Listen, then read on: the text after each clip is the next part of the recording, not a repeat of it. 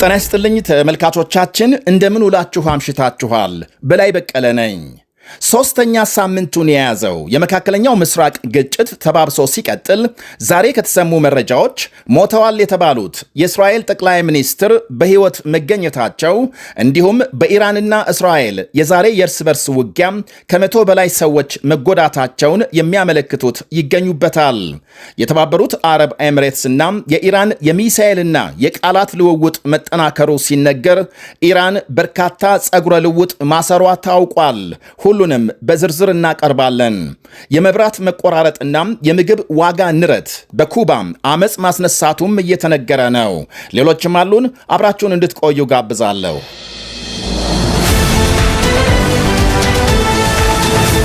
በተለያዩ ማህበራዊ መገናኛዎች ተገድለዋል የተባሉት የእስራኤል ጠቅላይ ሚኒስትር ቤንያሚን ኔታንያሁ በሕይወት መኖራቸው ተረጋገጠ።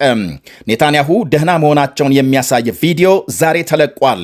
ጠቅላይ ሚኒስትሩ በአንድ ካፌ ገብተው ቡና ሲያዙ በሚታዩበት ቪዲዮ አም ዴድ ፎር ኮፊ በማለት በዕብራይስጥ ቋንቋ ይናገራሉ።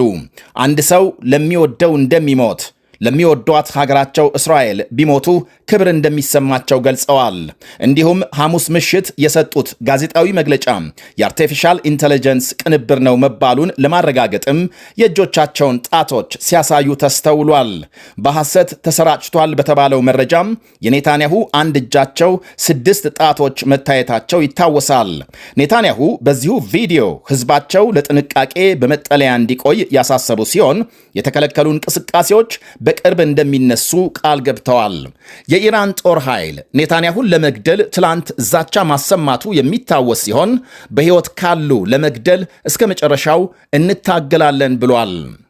በኢራን የኢንዱስትሪ ከተማ ኢስፋሃን በተፈጸመ ጥቃት 15 ሰዎች ሲገደሉ በርካቶች መቁሰላቸው ተነግሯል። ዛሬ በተሰማ መረጃም በእስካሁኑ ጦርነት በኢራን 10,000 የመኖሪያ ቤቶች ሲወድሙ 1400 ሰዎች መገደላቸው ይነገራል። የአሜሪካ መከላከያ ሚኒስትር ፒት ሄግሴት 15,000 ኢላማዎች መመታታቸውን ገልጸዋል። በእስራኤል ደግሞ ባለፉት 24 ሰዓታት በተፈጸመ ጥቃት ከ100 በላይ ሰዎች መቁሰላቸው ሲነገር በመላው እስራኤል ከትላንት ሌሊት ጀምሮ በተደጋጋሚ የአደጋ ጊዜ ድምፅ ሲሰማ ማደሩ ተነግሯል። ቴል አቪቭ አቅራቢያም የኢራን ሚሳኤል ስብርባሪ መውደቁ ሲነገር በሊባኖስ ሄዝቦላህ የእስራኤልን መስፋፋት ለማቆም ትግል ላይ ነው ተብሏል። የእስራኤል ጦር በደቡባዊ ሊባኖስ 2 ከተሞችን ሲደበድብ ማርፈዱ ተነግሯል። በሌላ በኩል በዚህ ጥቃት በትንሹ 5 ሰዎች መገደላቸው የታወቀ ሲሆን በዚህም በሊባኖስ የተገደሉ ሰዎች ቁጥር 826 መድረሱን የሀገሪቱ ጤና ሚኒስቴር ገልጧል። የዓለም ጤና ድርጅት ባለፉት 24 ሰዓታት በሊባኖስ 14 የጤና ሰራተኞች መገደላቸውን አስታውቋል። ባግዳድ የሚገኘው የአሜሪካ ኤምባሲ የአሜሪካ ዜጎች በሙሉ ከኢራቅ ለቀው እንዲወጡ አሳስበዋል። በኢራቅ የሚንቀሳቀሰው የሺያ አማጺ ቡድን ከቅርብ ጊዜ ወዲህ ትልቅ ስጋት እየፈጠረ በመሆኑ የአሜሪካ ዜጎች ለቀው እንዲወጡ ጠበቅ ያለ ማሳሰቢያ አውጥቷል። የኢራቅ ፍትህ ሚኒስቴር ዛሬ ባወጣው መግለጫ ደግሞ የባግዳድ ዓለም አቀፍ እስር ቤት ዙሪያ ተደጋጋሚ ጥቃት በኢራን መፈጸሙን ሲያስታውቅ በአርቢል ከተማም በአንድ የነዳጅ ማጣሪያ የድሮን ጥቃት መድረሱ ታውቋል። ይህንንም ተከትሎ የነዳጅ ማጣሪያው ስራ አቁሟል። በዮርዳኖስ ዛሬ ብቻም 85 ሚሳኤሎች ከኢራን መወንጨፋቸውንና የተለያዩ መሠረተ ልማቶች መመታታቸውን የሀገሪቱ ባለሥልጣናት ገልጸዋል። 14 ሰዎች መቁሰላቸውን። በሳውዲ አረቢያም 4 ድሮኖች በሪያድ ሰማይ ተመተው ሲወድቁ የኢራን ጥቃት የበረታባት የተባበሩት አረብ ኤምሬትስ ዛሬ 10 ሚሳኤሎችና በርካታ ድሮኖች ስታስተናግድ ዋነኛ ኢላማው የአሜሪካ ጦር ሰፈር መሆኑን የኢራን ዜና ምንጮች ገልጸዋል። ትላንት ፉጃራህ በተባለ የኤምሬትስ ወደብ የድሮን ስብርባሪ መውደቁን ተከትሎ ጢስ መታየቱን ዘገቦች አመልክተዋል። አሜሪካም በኢራን ካርክ ደሴት የፈጸመችው ጥቃት መነሻው ከኤምሬትስ ነው በማለት ቴሄራን ያቀረበችውን ክስ የኤምሬትስ ባለስልጣናት ውድቅ አድርገዋል። ኢራን የሞራል ውድቀት እያሳየች ነው ብለዋል። ኢራን በዋናነት ነዳጅ ወደ ውጭ የምትልክበት ማዕከል በሆነው የካርክ ደሴት አሜሪካም በፈጸመችው ጥቃት ትልቅ ውድመት መድረሱን ፕሬዝዳንት ትራምፕ መናገራቸው ሲታወስ ኢራን የሆርሙዝ ሰርጥን ካልከፈተች በደሴቱ ጥቃት እንደሚቀጥል አስጠንቅቀዋል። ትራምፕ በሆርሙዝ መተላለፊያ ተጠቃሚ የሆኑ ሀገሮች መተላለፊያውን ለመጠበቅ የጦር መርከብ እንዲልኩ ያቀረቡትን ጥያቄ ተከትሎ የኢራን ባለሥልጣናት ከአሜሪካና አጋሮቿ በስተቀር ለየትኛውም ሀገር ሆርሙዝ ክፍት መሆኑን አስታውቀዋል። ዛሬ ጥሪ የቀረበላቸው ሀገሮችም ማለትም ቻይናም፣ ፈረንሳይ፣ ብሪታንያ፣ ጃፓንና ደቡብ ኮሪያም ውጥረቱ እንዲረግብ ጥረት እናደርጋለን ከማለት ውጪ በቀጥታም ምላሽ ከመስጠት ተቆጥበዋል። ሀገሮቹ መርከቦቻቸውን ወደ ጦርነት ቀጠና በመላክ ግጭት እንዲባባስና ራሳቸውን ለችግር ማጋለጥ አይፈልጉም ይላሉ ታዛቢዎች። ምላሽ ከመስጠት የተቆጠቡትም በዚህ ምክንያት መሆኑን የኩዌት መከላከያ ሚኒስቴር ማምሻውን ባወጣው መግለጫ ደግሞ የሀገሪቱ ዓለም አቀፍ አውሮፕላን ጣቢያ በድሮን መመታቱንና በራዳር ስርዓቱ ላይ ጉዳት መድረሱን አሳውቋል።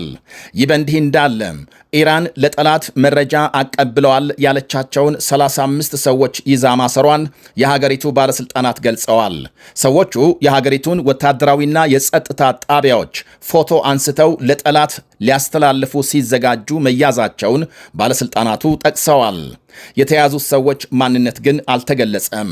ከዚሁ ጋር በተያያዘ እስካሁን የኢራን መሪዎች 81 ሰዎች መያዛቸውን መናገራቸው ይታወሳል።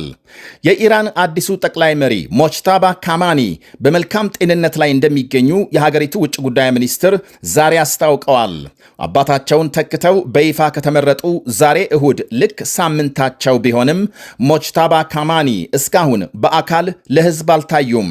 ውጭ ጉዳይ ሚኒስትር አባስ አራክቺ ጠቅላይ መሪው በመልካም ጤንነት ላይ መሆናቸውንና ስራቸውን እያከናወኑ ናቸው ብለዋል። በተያያዘም አዲስ የወጣ መረጃም የተገደሉት ጠቅላይ መሪ አያቶላህ አሊ ካማኒ ልጃቸው ሞጅታባ ካማኒ እርሳቸውን ተክቶ ስልጣን እንዲይዝ ብዙም ፍላጎት እንዳልነበራቸው ተነግሯል። መረጃውን ይፋ ያደረገው የአሜሪካ ስለላ ተቋም ካማኒ በልጃቸው ችሎታና ቅልጥፍና ብዙም አይተማመኑም ነበር ብሏል። በዝርዝር ባይገለጽም በልጃቸው የግል ሕይወት ችግር እንዳለ ያውቁ ነበር ተብሏል። በሌላ ዜና የእስራኤል ጠቅላይ ሚኒስትር ቤንያሚን ኔታንያሁ የዩክሬን ፕሬዝዳንት ዜሌንስኪን በስልክ አግኝተው ለማውራት እየሞከሩ መሆናቸው ሲነገር ድሮን አየር ላይ መጥቶ በማስቀረት ተክናለች የምትባለው የዩክሬንን ድጋፍ ይፈልጋሉ ኔታንያሁ። ዩክሬን ግን በድሮን ሕክምና የተካኑ ባለሙያዎቿን ስትልክ በምትኩ ገንዘብና ቴክኖሎጂ እንዲሰጣት እየጠየቀች ነው። ዜሌንስኪ ለሪፖርተሮች በሰጡት ቃል በተለይ ካሚካዜ የተባሉ ድሮኖችን በማክሸፍ ጥበብ የታወቁ ሳይንቲስቶች ወደ መካከለኛው ምስራቅ መላካቸውን ገልጸዋል። ኳታር፣ የተባበሩት አረብ ኤሚሬትስ፣ ሳውዲና ዮርዳኖስ ሳይንቲስቶች ላክን ማለት በወታደራዊ ዘመቻም ጣልቃ ገብተናል ማለት አይደለም። እኛ ከኢራን ጋር ጦርነት አልገጠምንም። የሙያ አገልግሎት ስንሰጥ በምላሹ ገንዘብና ቴክኖሎጂ እንፈልጋለን ብለዋል። ከነዚሁ የባሕረ ሰላጤው ሀገሮች ጋር የረጅም ጊዜ የድሮን ስምምነት መድረስ እንደሚቻል ዩክሬን በየቀኑ ከሩሲያም የሚተኮስባትን ድሮን በማክሸፍ ትታወቃለች። ከአውሮፓም ከአሜሪካም ከመካከለኛው ምስራቅና ከአፍሪካ ጭምር ተመሳሳይ የድጋፍ ጥያቄ እንደሚቀርብ ገልጸዋል ዜሌንስኪ። የአሜሪካ መሪ ግን ድሮን መጥቶ ለመጣል የዩክሬን ድጋፍ አያስፈልገንም ብለዋል በሪፖርተሮች ተጠይቀው። ወደ ሌላ መረጃ ስናልፍ አሜሪካም በቀጣይ የቬንዙዌላ ዕጣ ይገጥማታል በምትላት ኩባም የተቃውሞ ንቅናቄ መካሄዱ ተነገረ። በምግብ ዋጋ መናርና በመብራት መቆራረጥ ሳቢያ ከፍተኛ የተቃውሞ ሰልፍ መካሄዱ ሲነገር ሰልፈኞች የሀገሪቱን ኮሚኒስት ፓርቲ ሕንፃ በእሳት ማጋየታቸውን ተከትሎ ከፖሊስ ጋር መጋጨታቸውን ዘገቦች አመልክተዋል። በርካታ ሰዎች መጎዳታቸውና ተይዘው መታሰራቸው ታውቋል። በሀገሪቱ በተከታታይ መብራት መጥፋቱና በምግብ በመድኃኒትና በነዳጅ ላይ የሚታየው እጥረትና ከፍተኛ የዋጋ ጭማሪ ሕዝቡን ለተቃውሞ እንዳነሳሳ ይነገራል። ለአቅርቦት እጥረቱና ለዋጋ ጭማሪው ደግሞ አሜሪካም በኩባ ነዳጅ ላይ የጣለችው ማዕቀብ ዋነኛ ምክንያት እንደሆነ ተመልክቷል። የሀገሪቱ ፕሬዝዳንት የሕዝቡ ተቃውሞና ጥያቄ ትክክል መሆኑን ገልጸው ሆኖም የንብረት ውድመትና ሁከት አንታገስም ብለዋል። ለመብራት መጥፋት ምክንያቱ የአሜሪካ ማዕቀብ መሆኑን አክለዋል። ትራምፕ ከኩባ ቤተሰብ የተገኙት የአሜሪካ ውጭ ጉዳይ ሚኒስትር ማርኮ ሩቢዮ የኩባ መሪ ለማድረግ ይፈልጋሉ ይባላል።